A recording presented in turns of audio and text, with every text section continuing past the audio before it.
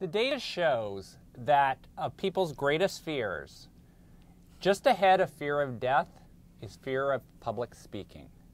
It is the greatest fear that people have out there. So I'm really excited to have a wonderful speaker on the show today. Thank you. CK Kerley, mobile marketing expert. I have seen her present at least twice. At most recently, well, the Content to Conversion Conference, which was in New York City, which was a very large group. You were a dynamic speaker. Oh, you're kind. How do you do it?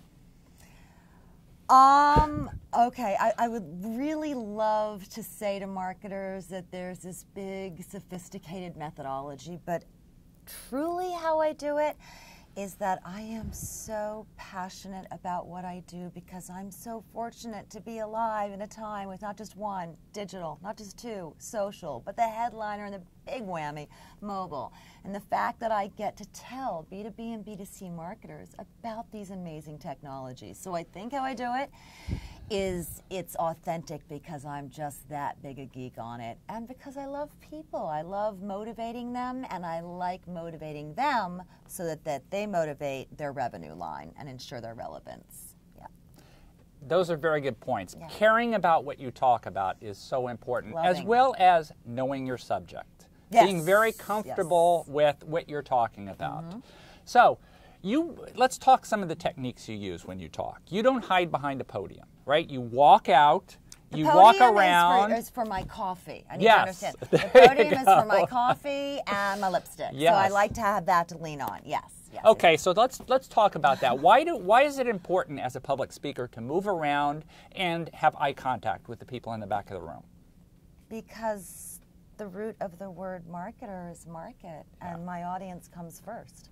That is a principle that is so near and dear to me.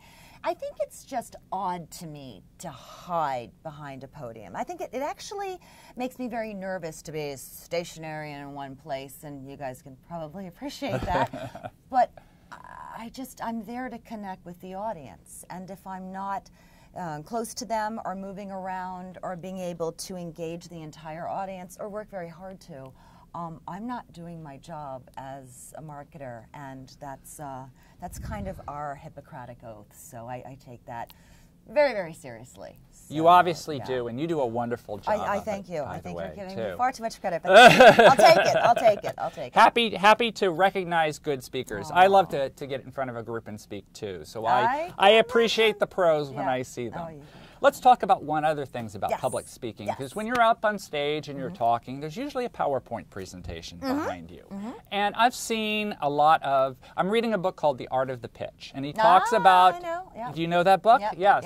Very interesting book, and I highly recommend it, but he talks about how 95% of PowerPoints are terrible. They're filled with words and bullet points, and so what is the keys to making an engaging PowerPoint presentation that goes with a public talk? Sure. Well, a couple of things, especially because the talks that I'm giving have to both educate and entertain. So, much like punctuation, it shouldn't get in the way. It should help the reader flow along. A PowerPoint needs to do the same exact thing. It needs to hit on specific points. It needs to be dramatic in some areas. And then, if you're going through case studies, it needs to hit those points home. But it's a compliment to you as a speaker. It's not the primary. It's funny.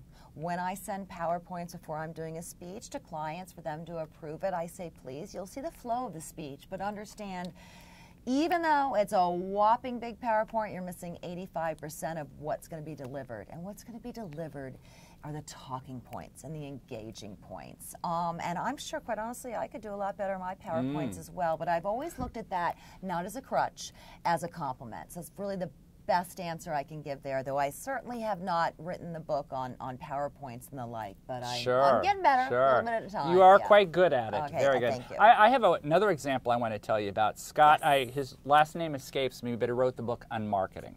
Okay. And he gave a webinar, and he put up a slide and told a story, and he talked for 10 minutes. It was the Hilton logo. And that's all he put up there. And he told a story about his experience in Hilton. And I think there's a lesson there, is don't make people, if you put words up there, people read it. So don't read your slides, right? Yeah, What do you think? you're the star. That's the supporting character in a sense. And when I say that, the audience is the star, of course. But just don't use PowerPoint as a crutch. It's as a compliment. And stories are important. Concepts are important. And quite honestly, I've been guilty as charged of this by putting too much information into a PowerPoint. So I've learned how to use that more as a compliment, and then I'll have an appendix thereafter or a glossary of terms or something to hit it home. But that doesn't need to be on the screen. What needs to happen is an engagement and a story and a concept with the audience. I've got to read that book, by the way. I want to see him speak. Yes. I want to see Scott speak. You should see Scott speak, yes. And another lesson from Art of the Pitch, what I'd like to share with our audience is start off with a black slide. And he recommends you start off, it's black, you talk to the audience, and dramatically when you introduce your first concept, then you go to the slide with information. So I think that's a great tip and for try different technologies. Like Absolutely. Prezi in that. I mean, we had Keynote. We have so many available we certainly to us. do. Yeah. I do like that, though, and I actually will take that as an action point where start off, black space, and then we fill Engage it the in. audience. Not too much and when animation. you get to the dramatic Not like first everything point, whirling. Exactly. But to compliment and to hit those points home. Yeah. I'm getting very an good action thing. point here out of this. I like it. I'm glad I can help a little bit. Absolutely. So let's talk. I'm sure people on the audience watching this are saying, wow, you know, Jeff and CK are really good presenters. How did they get so good? Saying that. Okay. Yeah, how do you recommend they get started if they want to get started presenting? How does one get to Carnegie Hall? Practice. Honestly, Yes. you need to practice for several reasons. One is, and my speaking coach taught me this, it is completely unnatural to be a bigger version of yourself in front of an audience. It is completely unnatural, so you have to start getting used to that. And the only way to get to be more of yourself, because this is the biggest problem with speakers, is that we pretend to be something else because we think we should be A, when we should just always be ourselves, is to practice and to get more comfortable with it. And to practice regularly, whether it's at a local Toastmasters, whether it's at giving a free speech. Heck, get all your cats together and give speeches to them. Try some video, but guys, experiment. That's really the only way to do it. You know, I thank you for the kudos on it. I feel I have a long way to go with my speaking, and that's why it's so important that I ask my audience, thank you for the good feedback, but please tell me where I can improve. Because it's always about improving and getting better, because those speakers that think, okay, I've gotten here, we're set. Right. There's Absolutely. always a way to improve. Absolutely. But practice. Yes. That's the big thing. Yes. Yeah. I'll tell you a funny story that I was at the Primo Marketing Summit. Not this past one, but everywhere. But Seth Godin was presenting via satellite, and he had this big head was on the screen, and there was a fly on his head. On purpose. Well, he didn't know the fly was there. He couldn't feel it. But you could not hear a word he was saying because your attention was locked on that fly. And it was just, I found it absolutely hilarious that just this fly walking around on Seth's bald head was it just caught your attention. So the point is that you just, it is distracting. It's but distracting. if it was done on purpose, I've got to give it to Actually, I like the idea. Yeah. Yes, absolutely. Okay. Well, there's another book I read which you talk about doing something on purpose. Steve Cohen is a magician, a very famous musician, and it's how to work a room. And one of the things he did is do something surprising. And that's a great lesson from that book as well. I got to tell you, you've got some great ideas on public speaking, and I think what your one thing is, we all can improve. We can all get better. Constantly. Absolutely. And look at Steve Jobs and some of the best speakers out there, and learn how they did it, and you know how Steve always said, and there's just one more thing.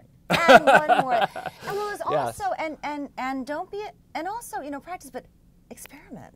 You have your own style, and believe it or not, people like unique and differences. We don't all want the same thing. We want differences. So you know what? You're going to get more comfortable in your own skin. I'm going to walk away from this with my own action points on how I can improve my speaking. And you look at those as ways to just keep climbing higher and higher. And as a result, you too will get even better at speaking because you'll be more comfortable in your own skin. You really will. Absolutely. So go out there and practice. Give as many speeches as you can. Don't be scared. Absolutely, and be yourself. Yep. Great lessons. Yep. Thank you. Oh, thank you. Thank you.